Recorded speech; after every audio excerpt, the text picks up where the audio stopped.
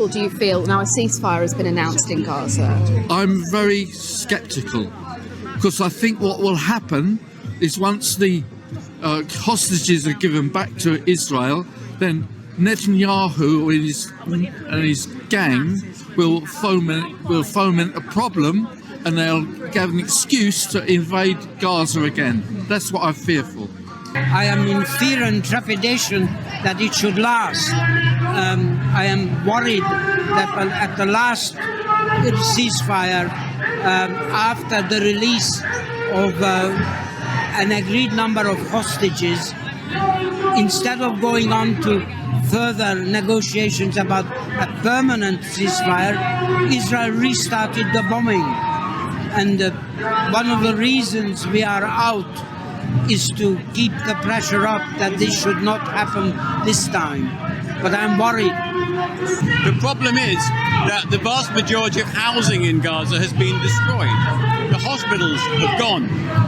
I don't see how people are going to survive this winter without getting ill and dying in vast numbers. So, in my mind, the genocide has yet to finish. It is merely slowed down. Because they're still occupied.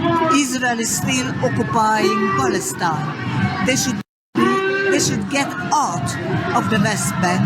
They should get out of Gaza. Entered into over the past 2 years and then some, so I don't have high hopes. I'm just very glad that Gaza will get a bit of a chance to breathe, will get some aid in there, but to really have peace in the Middle East, we need right of return of refugees, right? We need one state, no apartheid.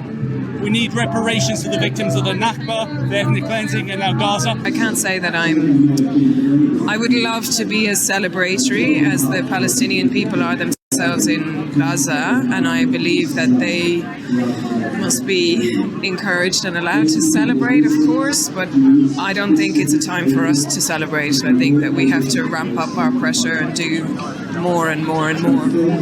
Free Palestine and an end to the occupation. Because important, it brings a sense of hope. But even in the wake of a ceasefire, we saw that Israel was not actually cease-firing. And that is problematic because Israel has been engaged not in a war, but in a genocide. And the people of Gaza have suffered so much. And until Palestine is free, none of us are free. From the river to the sea, Palestine will be free, like it or not.